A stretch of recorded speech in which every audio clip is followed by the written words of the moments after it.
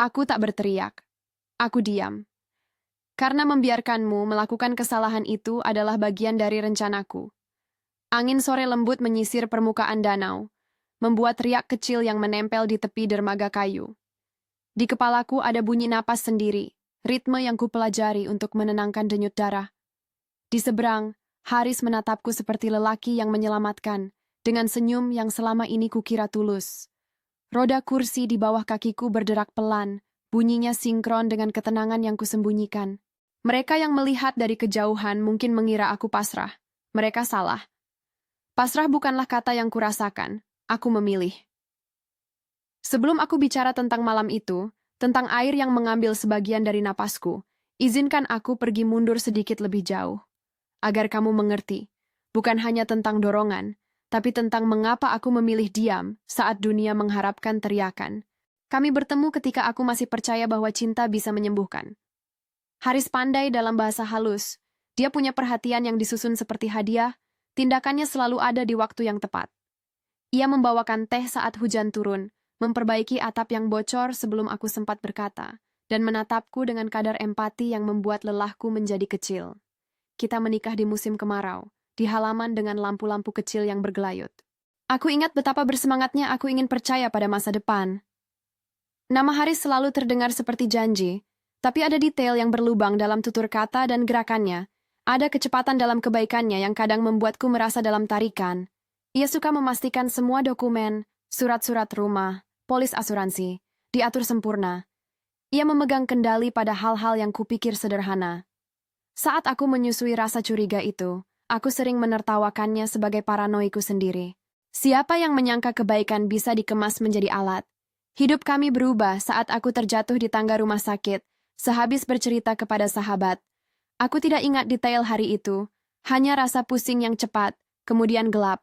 Saat terbangun, tubuhku tak mau menuruti perintah sederhana. Tangan kanan tak menyentuh tangan kiri ketika kuperintahkan, kaki seolah berbicara bahasa lain. Rumah sakit memenuhi ruang hari-hariku dengan obat, pemeriksaan, dan diagnosis yang belum pasti. Aku belajar kata-kata seperti neuropati dan fungsi motorik menurun, kata-kata yang terasa dingin dan jauh. Di rumah, Haris menjadi malaikat. Ia menggerakkan kursi roda dengan cekatan, memasang bantal di punggungku, menepi saat aku butuh napas sendiri. Dalam kamar sempit di lantai 2 rumah itu, ia membaca Quran perlahan sebelum aku tertidur. Ia berkata bahwa aku harus bersabar, bahwa penyembuhan adalah proses. Di depan tamu, ia menunjuk padaku dengan bangga. Ini istriku, dia kuat.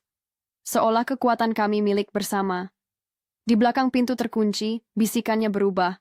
Sebuah pertanyaan tentang keuangan, tentang jika sesuatu terjadi. Aku menatap wajahnya dalam kegelapan dan merasa asing. Aku bisa saja menyerah pada kesedihan itu. Aku bisa saja menjerit, menuntut jawaban. Orang-orang menunggu suara yang meledak, emosi yang gemuruh. Tapi aku memilih jalan yang lain, diamku bukan kelemahan.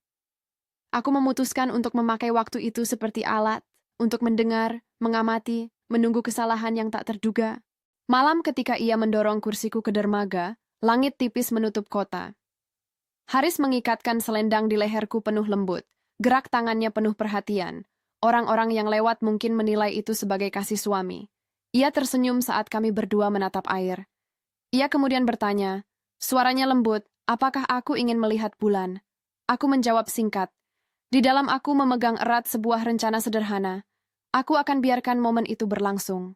Ketika roda kursi menyentuh ujung papan dermaga, Haris mengangkat sedikit dari pegangan. Kakinya menyentuh papan, tubuhnya condong ke depan seperti seseorang yang hendak menolong, lalu ia mendorong. Gerakan itu halus, hampir seperti sentuhan yang salah. Kursi roda meluncur dan ujung papan tidak lagi menopang seluruh berat. Air menyambut tubuhku dengan dingin yang menusuk.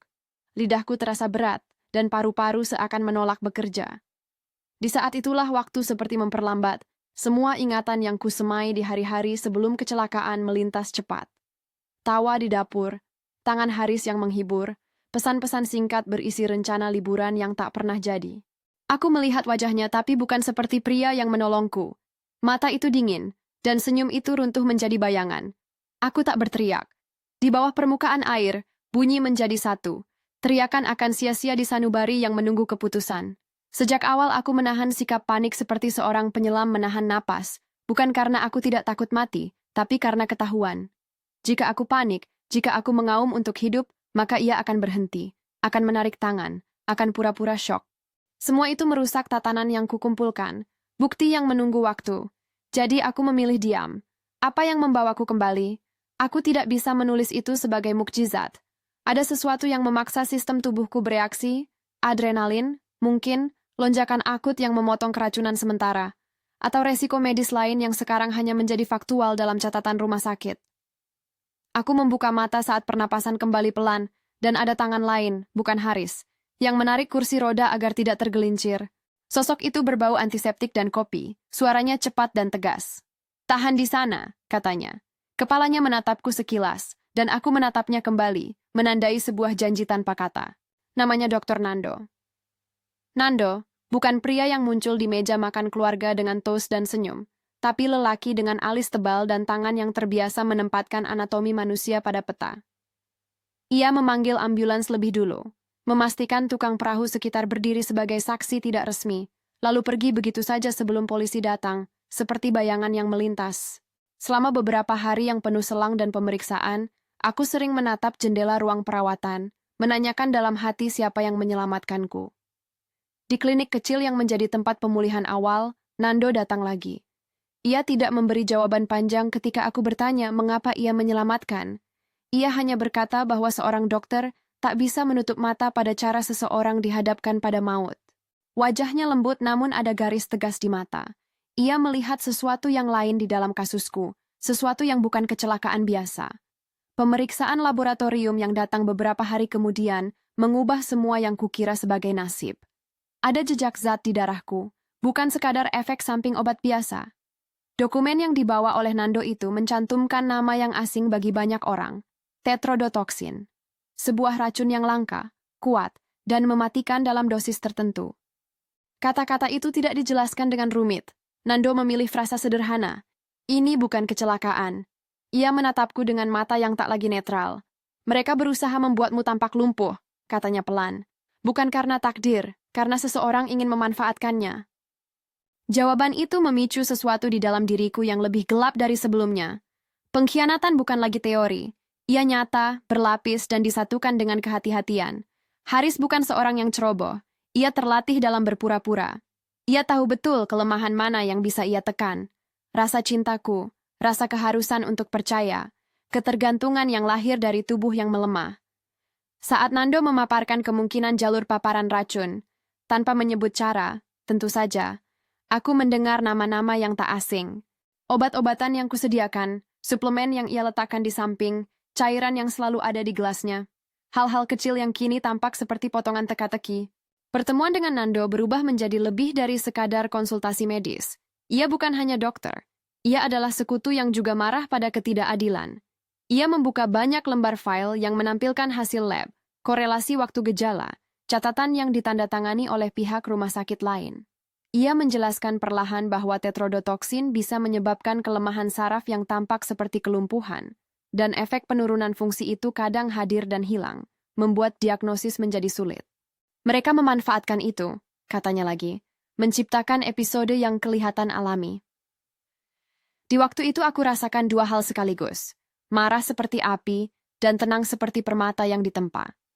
Aku melihat Haris tidak lagi sebagai suami yang mendukung, tapi sebagai aktor ulung yang menulis plot. Seperti halnya lawan di panggung, ia membutuhkan audiens, orang-orang yang percaya padanya. Ia membutuhkan situasi di mana aku tampak lemah, di mana keputusan untuk melindungi menjadi dokumen yang menguntungkannya.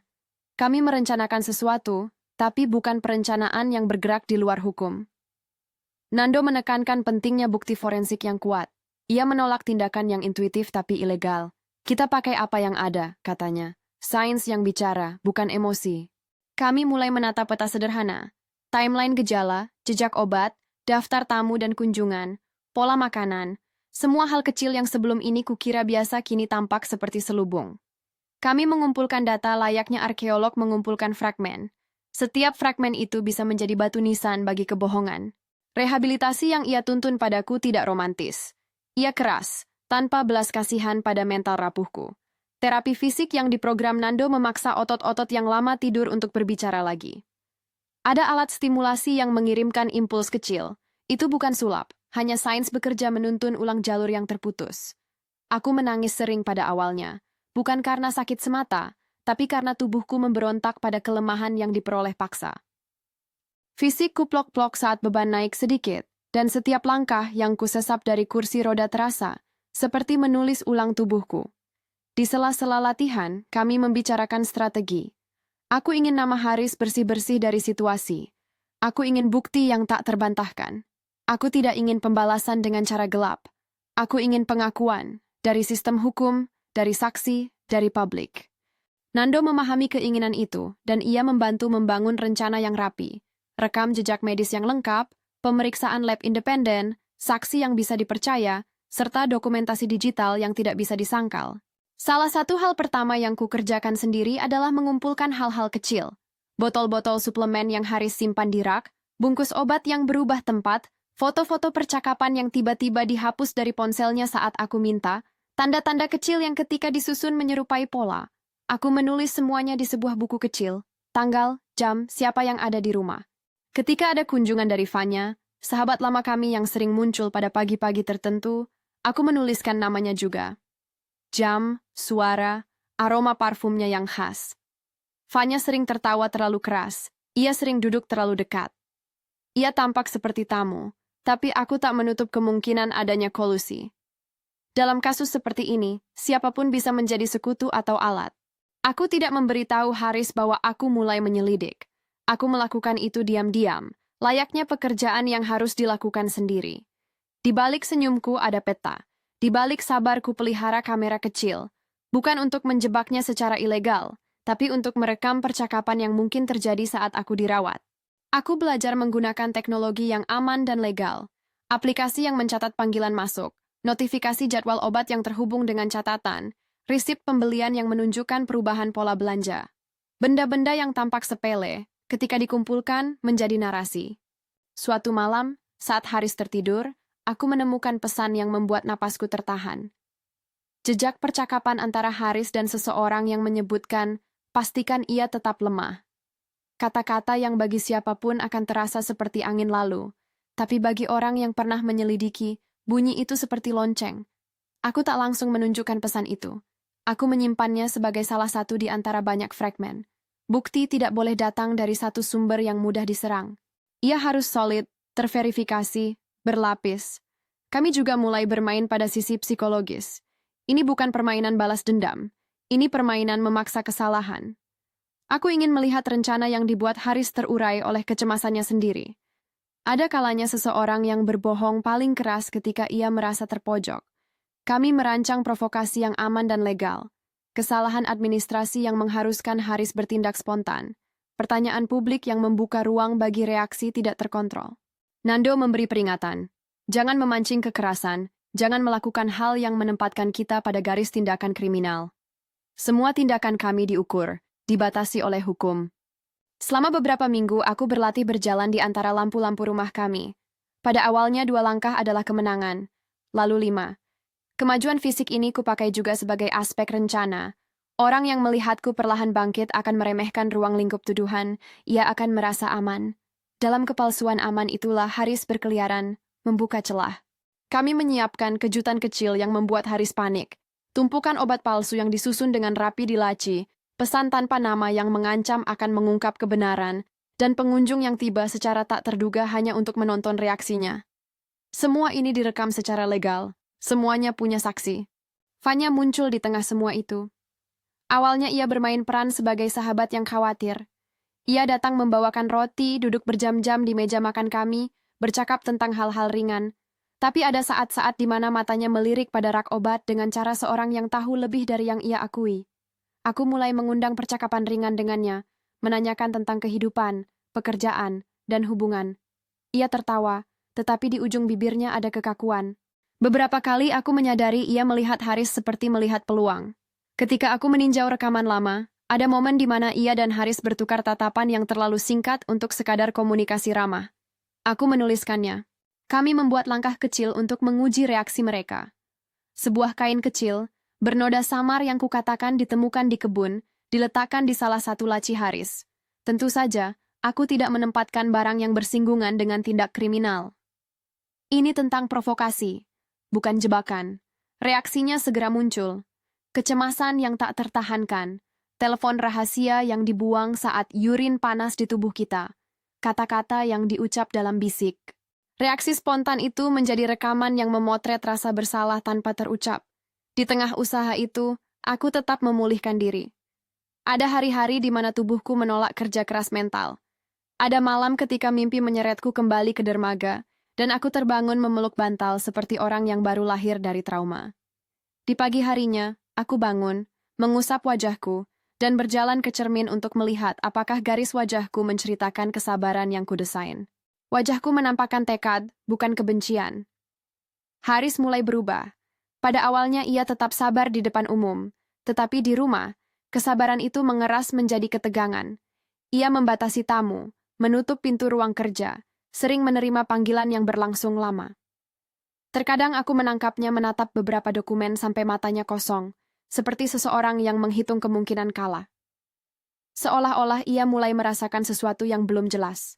Cara ia berpakaian juga berubah. Ia mulai memakai kemeja yang lebih rapi, karena citra penting bagi seorang yang tahu bagaimana memanipulasi benak orang lain. Aku tidak boleh melakukan kesalahan. Semua langkah harus dicatat, di-backup, dan diuji. Nando menghubungi seorang kolega di laboratorium yang independen untuk memverifikasi hasil, bukan untuk mengambil jalan pintas, tapi untuk memastikan tak ada kesan manipulasi. Kami merekam percakapan Haris dengan pihak asuransi, menandai anomali pada tanggal klaim, dan menyimpan semua bukti itu di tempat yang aman di luar rumah. Aku mulai merasa seperti pewarta yang menulis laporan panjang. Hanya saja subjek yang kujelajahi adalah pengkhianatan paling pribadi. Ada momen ketika aku hampir ketahuan. Suatu sore, Haris mengambil ponselku tanpa izin. Ia beralasan untuk memeriksa jadwal terapi. Jantungku melonjak tetapi aku tetap tenang. Saat ia membuka folder foto, aku menatapnya dari kursi, hati mengecil. Ia membuka gambar-gambar lama kami. Liburan, pesta kecil, potret senyum yang seolah ingin mengukir memori. Sesekali matanya berkaca-kaca. Seperti banyak penjahat yang kukenal dari laporan kriminal, ia punya sisi lembut yang ia tampilkan untuk menutupi sisi lain. Ia menyuruhku beristirahat. Aku mengangguk. Di saat ia membalik tubuh, aku merasakan satu kemenangan kecil. Ia tidak menemukan folder yang kutimpan di cloud jauh dari jangkauannya. Kemudian datang malam ketika aku memutuskan untuk mengubah langkah. Kami menghadiri sebuah pengajian yang dihadiri oleh keluarga, tetangga, dan sejumlah kolega Haris. Ia tampak menjalankan perannya sempurna. Suami yang peduli, ayah yang penyayang, kolega yang bijak. Aku duduk di barisan kedua, menonton. Di pojok mataku aku melihat Fanya yang datang sendiri. Ia duduk di dekat bagian belakang, diam dan mengamati. Momen itu kurencanakan. Aku ingin melihat reaksi Haris di ruang publik ketika citranya diuji. Aku ingin melihat apakah ia akan kehilangan kemampuannya dalam mengatur wajahnya. Ketika pengajian selesai, ada kesempatan singkat untuk bertegur sapa. Orang-orang berkerumun, dan orang-orang memegang ponsel, bersandar pada kebiasaan mengambil foto.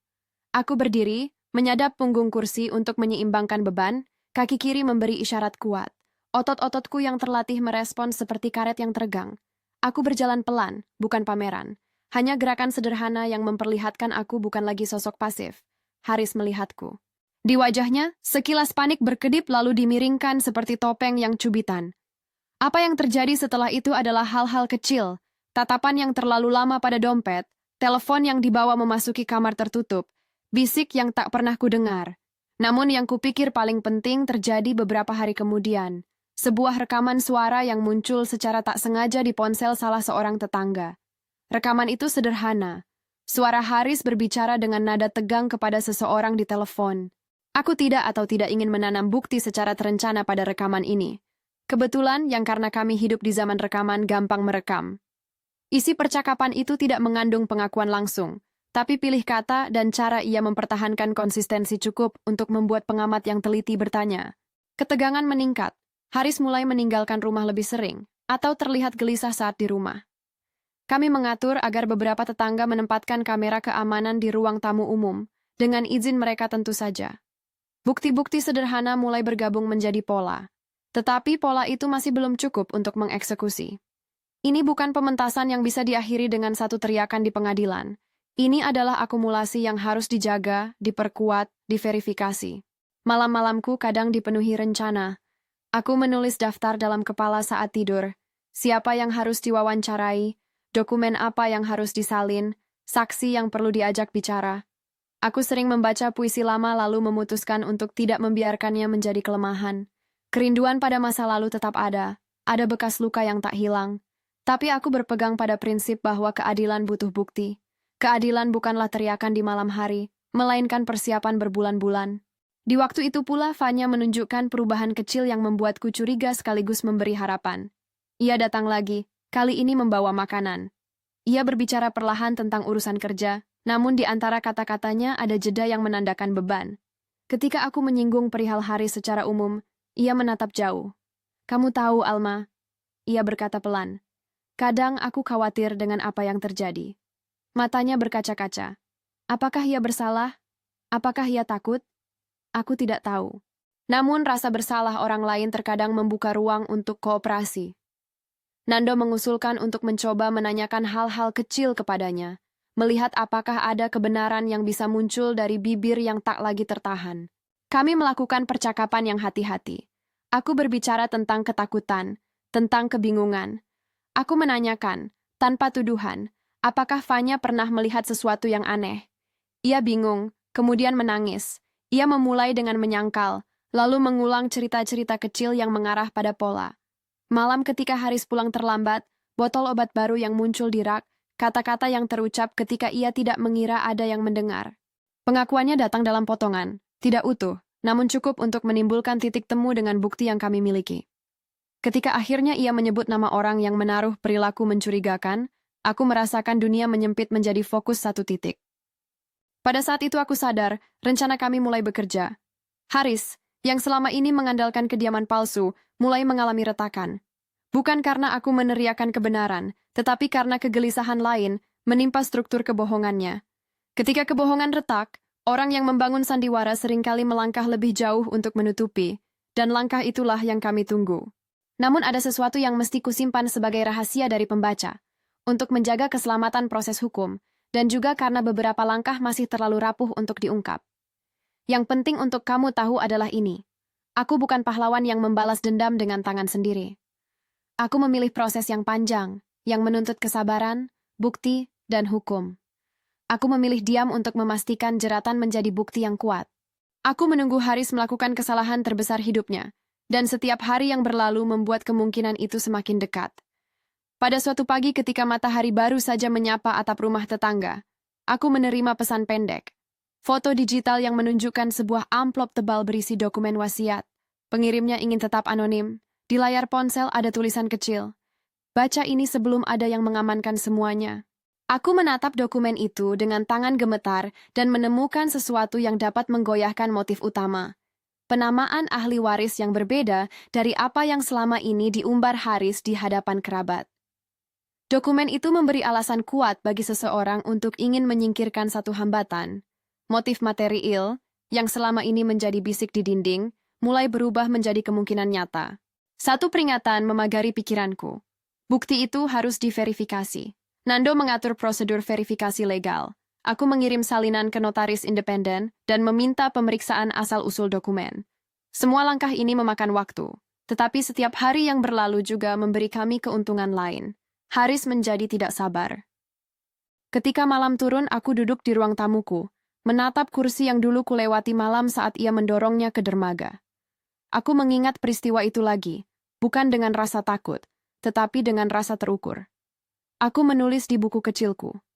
Dia melakukan kesalahan ketika ia merasa dia bisa bermain dengan keselamatan orang yang paling dia cintai tanpa konsekuensi. Tulisan itu seperti janji. Besok adalah hari ketika aku bermaksud memancing reaksi yang lebih keras, sebuah provokasi publik yang aman, rapi, dan legal. Kami sudah menyiapkan saksi, bukti, dan rencana darurat. Aku telah memantapkan langkah-langkah rehabilitasi, sehingga aku bisa berdiri, berjalan, dan menghadirkan diri di tempat umum. Rencana itu tidak mengandalkan kekerasan, ia mengandalkan penyingkapan. Dan aku tahu satu hal, ketika lampu sorot menyoroti kebenaran, Rasa takut yang selama ini mengekang akan berubah menjadi panik yang membuat orang salah melangkah. Di depan cermin, aku menarik napas panjang. Tubuhku menegang sedikit, bukan karena rasa takut pada eksekusi rencana, tetapi karena rasa hormat pada proses yang sedang kupikul. Ini bukan soal membalas, ini soal menegakkan hal yang benar. Aku menutup buku catatanku dan menaruhnya di laci yang sudah kukunci. Besok pagi hari, kursiku akan menggantikan posisi dudukku malam ini. Aku akan berjalan. Aku akan memaksa Haris untuk memilih antara topeng atau kebenaran. Dan aku akan menunggu, tak berteriak, tak melawan, sampai ia membuat kesalahan yang tak bisa diperbaiki. Tulis di komentar dari mana kamu menonton, like dan subscribe jika kamu ingin cerita seperti ini lagi. Besok datang seperti napas yang terukur.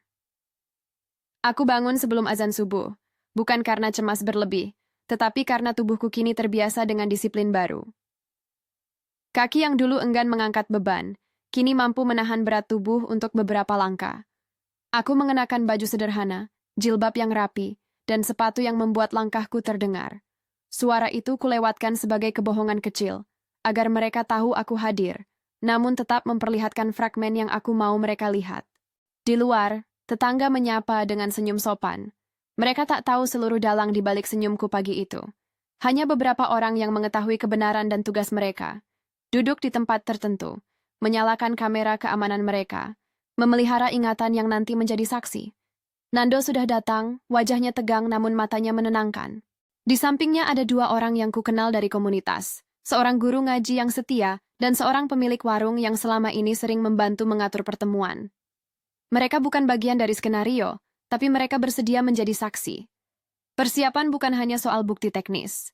Ia juga tentang membangun jaringan manusia yang dapat dipercaya. Kedatangan kami ke pengajian terasa wajar. Haris menyambut kami di pintu dengan senyum yang dipoles.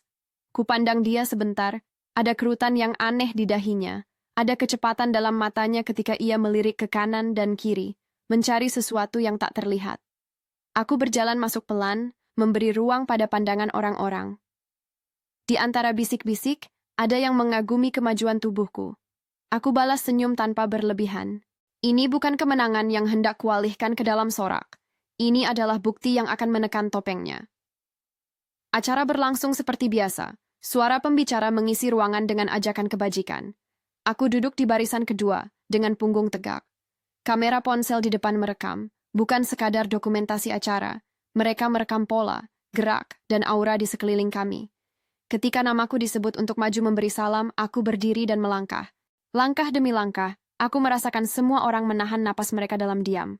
Ada bisik, lihat dia berjalan. Dan di balik itu, aku merasakan keberpihakan yang mulai bergerak. Setelah salam, ketika orang-orang masih berkumpul untuk bersalaman, Haris datang mendekat. Ia menatapku, dan untuk sekejap aku menangkap kepanikan yang telah lama aku tunggu. Bukan marah yang bersuara, tetapi kecemasan yang memakan. Ia menyodorkan tangannya dengan cara yang terlalu kencang. Katanya lembut, "Kamu hebat, Alma. Kau benar-benar kuat." Kata-katanya manis, namun ada nada tergesa seperti orang yang mencoba menata kalimat agar tak pecah. Aku merespons dengan sederhana, "Terima kasih." Lalu aku mengambil langkah yang sejak berbulan-bulan lalu telah kupikirkan. Aku menyingkap sedikit laci meja kecil di dekat panggung, dan secara tidak sengaja menjatuhkan sebuah amplop yang tampak seperti amplop surat.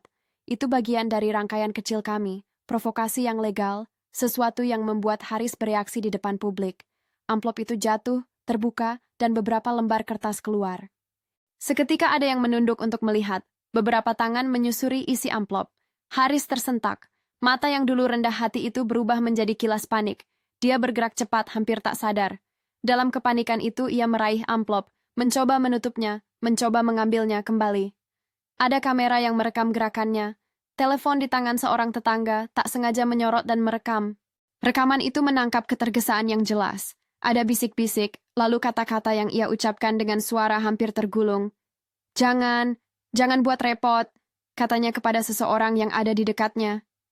Kata-kata itu tidak berisi pengakuan, tetapi intonasinya menimbulkan tanda tanya besar. Yang ia lakukan selanjutnya adalah kesalahan yang dunia sedang kami tunggu. Entah karena panik, entah karena rasa ingin mengendalikan situasi, ia memegang lenganku terlalu kuat. Sentuhan yang dulunya penuh perhatian berubah menjadi cengkeraman yang kasar di hadapan banyak orang. Salah seorang pemuda cepat menariknya dan menanyakan apa yang terjadi. Haris, di depan publik, menampakkan sisi lain.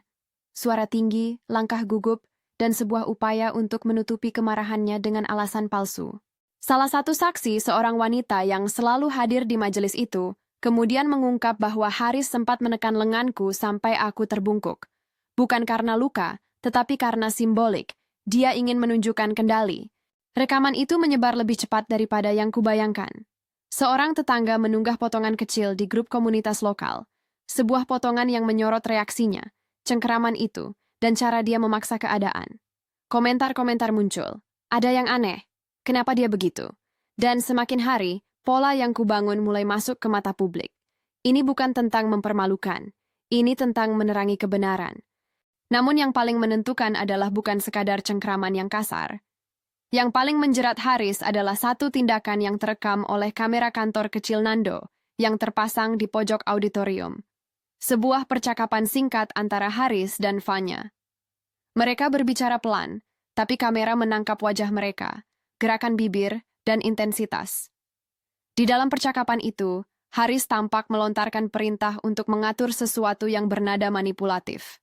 Nando, yang kemudian memutar ulang rekaman itu, menunjuk pada detik tertentu ketika Haris menyebut kata yang kami semua takutkan. Hapus. Sebuah instruksi yang dalam konteks ini berarti menyingkirkan bukti. Kegelisahan mendalam menjeratnya. Ia mulai membuat langkah yang akhirnya mengakhiri sandiwara. Di malam setelah pengajian, ketika aku kembali ke rumah, ada panggilan tak terduga dari polisi. Seorang tetangga, terganggu oleh nada percakapan Haris yang terekam, memutuskan untuk melapor. Polisi datang. Bukti adalah rekaman yang diunggah, keterangan saksi dari majelis, serta amplop yang tampak mencurigakan. Penyidikan resmi berjalan lebih cepat dari yang kumaksudkan. Kami memang mempersiapkan semuanya, tetapi proses hukum memiliki ritme sendiri. Nando mengawasi dari balik layar, berkonsultasi dengan jaksa, memastikan semua bukti dikumpulkan secara sah dan bisa dipertanggungjawabkan.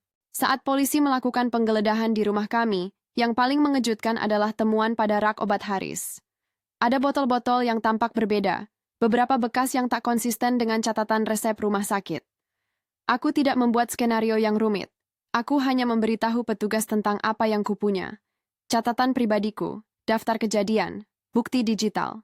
Mereka bekerja dengan profesional, menandai, mengemas, mengirim ke laboratorium forensik. Nando ikut sebagai saksi ahli, memaparkan keterkaitan antara jadwal gejala yang kualami dan kemungkinan adanya paparan zat tertentu. Semua berjalan sesuai koridor hukum yang benar. Tidak ada drama pembalasan jalanan, hanya proses sistem yang bergerak. Dalam minggu-minggu berikutnya, tekanan pada Haris semakin meningkat. Ia tak lagi bisa menjaga penampilan tenang. Ia memecah pola komunikasi, mulai menuduh orang-orang, merendahkan narasi melalui pesan yang terkesan menyerang balik. Ketika bukti laboratorium akhirnya keluar secara resmi, muncul hasil yang menguatkan kecurigaan. Jejak tetrodotoksin pada sampel yang diambil selama periode tertentu. Hasil ini dibungkus dengan bahasa ilmiah, namun artinya jelas. Ada paparan zat yang menyebabkan episode kelemahan saraf yang kongruen dengan kronologi gejala yang kulami. Bukti ini bukan satu-satunya. Ada pula transaksi pembelian obat yang tidak konsisten dengan resep, serta pesan-pesan yang direkam yang membuka pola hubungan antara Haris dan Vanya. Peran Vanya kemudian menjadi titik balik yang paling tak terduga. Awalnya ia muncul sebagai sekutu atau pelengkap di sisi Haris, seseorang yang selalu tersenyum dan hadir di saat-saat yang tepat. Tetapi di balik senyumnya ada ketegangan yang kian berat. Kami melakukan pendekatan hati-hati, bukan dengan tuduhan yang kasar, tapi dengan percakapan yang memancing rasa bersalahnya untuk keluar sendiri. Vanya menahan diri selama berminggu-minggu, tetapi kemudian dia datang kepada kami dengan mata merah dan suara yang gemetar. Katanya ia tak tahan lagi. Aku tak ingin ikut dalam ini, ujarnya saat itu. Aku ikut karena aku takut. Aku takut kehilangan hal-hal yang kupunya. Nando memberi pilihan kepadanya. Menjadi saksi kooperatif atau tetap terlibat dalam kasus yang akan menghancurkan dia juga. Ia memilih jalan yang benar.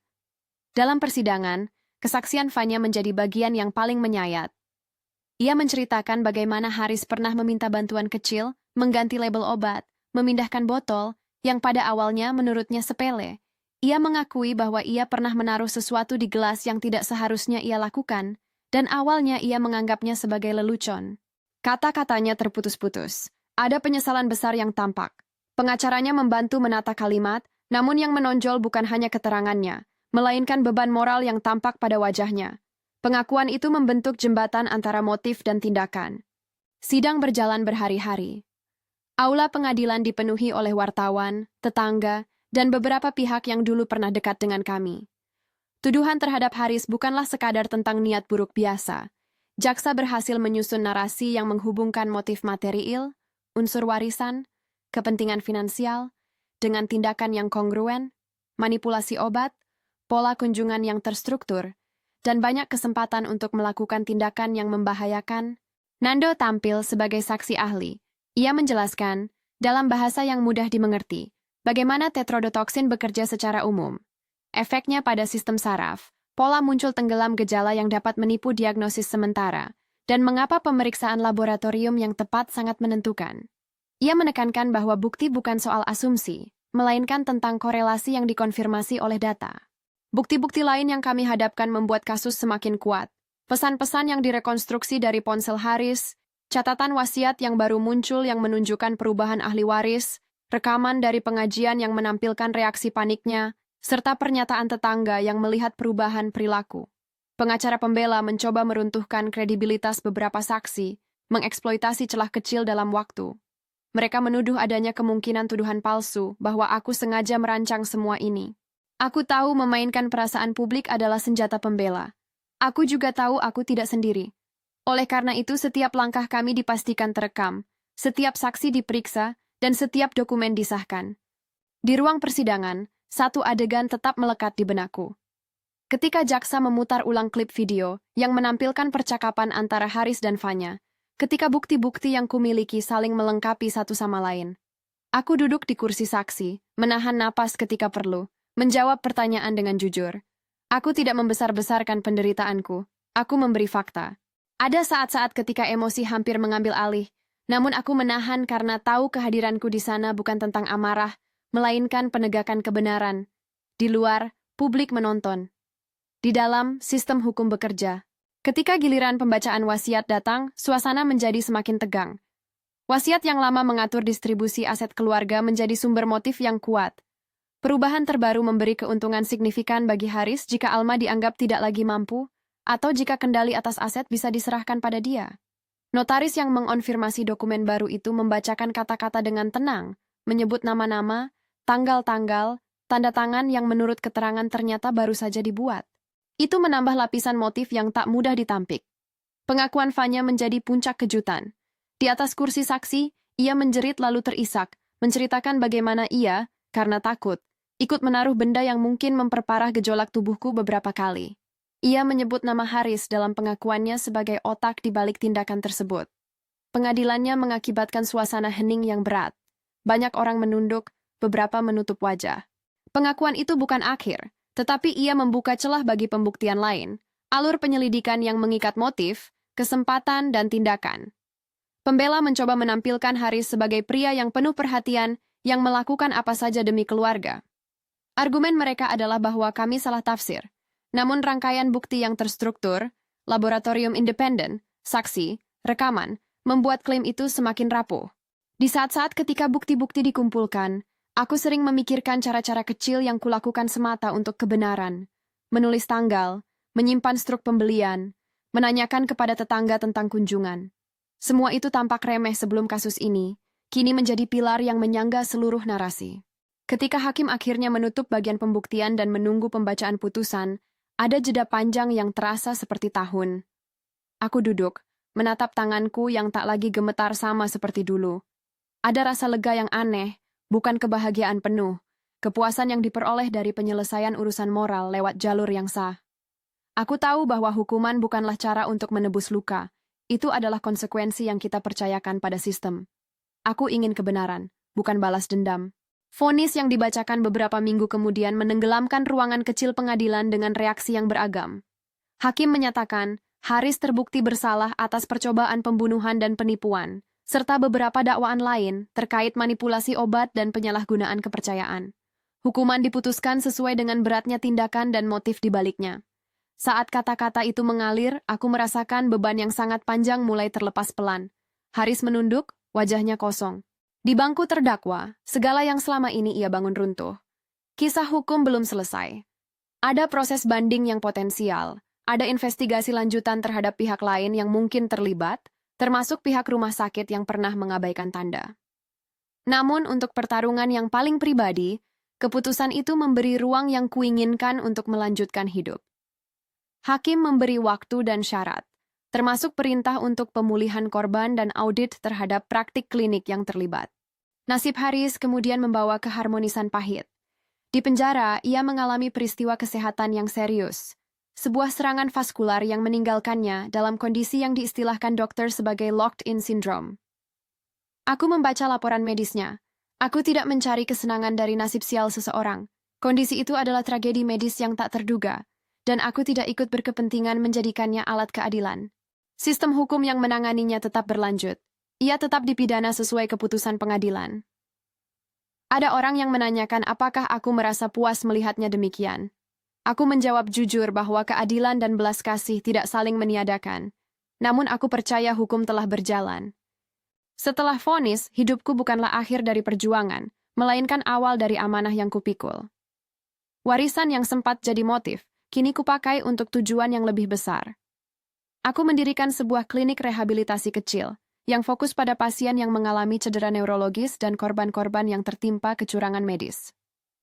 Klinikku bukan hanya soal terapi fisik. Ia juga tentang edukasi pasien dan keluarga mengenai hak-hak mereka, pemantauan obat, dan akses ke pemeriksaan independen. Aku menyewa fisioterapis berpengalaman, bekerja sama dengan Nando untuk merancang program yang menekankan pencegahan dan verifikasi medis. Klinik itu menjadi tempat di mana cerita-cerita serupa bisa ditangani lebih manusiawi. Di ruang konsultasi, aku sering mendengarkan kisah pasien yang menceritakan ketidakpastian diagnosis, tekanan keluarga, atau pengalaman dicurangi. Aku berbicara kepada mereka tentang pentingnya dokumentasi dan tentang bagaimana sistem mungkin lambat, tetapi dengan bukti yang tepat, ia bisa bergerak. Aku tak mengajarkan orang untuk curiga pada suami mereka atau menanamkan rasa takut, melainkan memberi alat agar mereka lebih terlindungi. Institusi yang sempat gagal pada kami kini ditantang untuk berubah melalui kerjasama dan advokasi. Ada momen-momen kecil yang menyembuhkan. Seorang ibu menangis ketika anaknya pertama kali bisa menapak satu langkah sendiri setelah terapi di klinik. Seorang pasien lansia bercerita bahwa ia merasa dihargai karena ada yang menjelaskan perubahan resep obat dengan jelas. Tetangga yang dulu melihatku sebagai wanita malang kini menyapaku sebagai penggerak komunitas. Perubahan ini tak langsung menghapus bekas luka, tapi ia memberi arti baru pada penderitaan yang kualami. Dalam waktu luang, aku menulis. Buku kecil yang dulu berisi catatan bukti kini berubah menjadi naskah yang memuat panduan sederhana bagi korban yang tak paham sistem hukum atau medis. Aku memberikan seminar kecil kepada keluarga tentang pemantauan obat dan hak pasien. Nando tetap menjadi sahabat dan penasihat, bukan hanya karena ia yang menolongku di dermaga, tetapi karena ia mewakili prinsip yang kami junjung, sains berbicara, bukan rumor. Aku sering merenung di sore hari, duduk di kursi yang menghadap taman klinik. Ada anak-anak bermain, burung-burung mencari remah, dan suara orang tua yang bercakap ringan. Di saat-saat itu aku mengingat malam-malam gelap ketika aku harus menahan napas di bawah air. Saat aku mengingatnya, rasa syukur muncul bukan sebagai jawaban sederhana terhadap mengapa aku selamat, tetapi sebagai dorongan agar aku tak menyia-nyiakan kesempatan untuk mencegah nasib serupa menimpa orang lain. Orang bertanya padaku apakah aku menyesal memilih diam pada malam ketika Haris mendorong kursiku ke dermaga. Jawabanku selalu sama, bukan penyesalan, melainkan kebijaksanaan. Teriakan mungkin menyelamatkanku pada saat itu. Kita tak pernah tahu. Namun di konteks yang lebih besar, diamku adalah strategi yang menyelamatkan banyak hal. Ini bukan tentang menunggu keadilan datang atas nama dendam. Ini tentang memberi ruang pada hukum untuk bekerja dengan bukti yang tak dapat dipandang sebelah mata. Dalam diamku, aku menemukan kekuatan yang bukan desis emosi, tetapi kecermatan. Di akhir kisah ini, ketika aku duduk menulis catatan untuk klinik, aku menyadari sesuatu yang sederhana. Kebenaran tidak memerlukan teriakan untuk menjadi hebat. Ia memerlukan ketekunan, dokumentasi, dan kesabaran. Ia memerlukan orang-orang yang berani mengatakan fakta di depan hakim, yang berani menjadi saksi, dan yang berani mengakui kesalahan. Aku bukan pahlawan yang menuntut balas.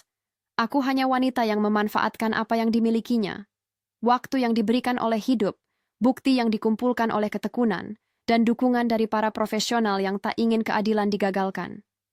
Ada cerita-cerita yang tak kuangkat ke publik, surat-surat maaf yang tak pernah hadir, permintaan pemulihan yang tak penuh, dan malam-malam aku terjaga memikirkan bagaimana kehidupan bisa bengkok di bawah tipu daya sederhana. Namun aku tidak menghabiskan hidupku meratapi. Aku menata klinik, aku bertemu pasien, aku memberi ceramah kecil di forum-forum lokal tentang hak-hak pasien. Aku berbagi pengalaman sebagai pelajaran, bukan sebagai pamer luka. Kadang, ketika hujan turun di sore yang dingin, aku berjalan di tepi danau yang dulu kubencikan. Air itu kini tampak tenang, seperti cermin yang merefleksikan perubahan. Aku berdiri di tepi, menatap permukaan yang kadang berkilau, dan bertanya dalam hati apakah keadilan yang kami raih sudah cukup menebus semua yang hilang. Jawabannya tak pernah sederhana. Tapi di dalam hati, ada satu keyakinan. Keputusan sadar untuk tidak berteriak telah menuntunku pada sesuatu yang lebih besar dari sekadar pembalasan pribadi. Hari ini aku mengakhiri satu bab dengan membuka lembaran baru. Klinik yang kubangun menjadi rumah bagi harapan-harapan kecil, tempat di mana kesalahan bisa diungkap tanpa kekerasan, di mana korban dapat belajar membela diri dengan bukti. Haris ada di suatu tempat yang jauh dari hidupku. Hukum telah menjalankan tugasnya, dan takdir medis menempatkannya pada keadaan yang tak mudah dinilai. Aku tidak merayakan malapetaka orang lain. Aku merawat luka-luka yang masih mungkin disembuhkan. Aku tak berteriak. Aku diam. Bukan karena aku takut, melainkan karena aku memilih. Aku memilih proses panjang yang mengukur kebenaran dengan bukti, bukan dengan gema amarah. Membiarkan dia membuat kesalahan terbesar hidupnya bukanlah tindakan yang kejam. Itu adalah strategi yang menuntut keberanian, ketekunan dan iman pada sistem yang benar. Dan ketika akhirnya lampu sorot menyorot kebenaran, ketika saksi dipanggil dan bukti berbicara, aku tahu, keadilan bisa datang tanpa teriakan, datang dalam bentuk keputusan yang matang, dan membawa perubahan yang berarti bagi banyak orang. Jika cerita ini menyentuhmu, tinggalkan komentar dari mana kamu menonton. Jangan lupa like dan subscribe untuk cerita lain yang mengangkat tema keadilan, ketabahan, dan transformasi. Terima kasih telah mendengarkan perjalananku.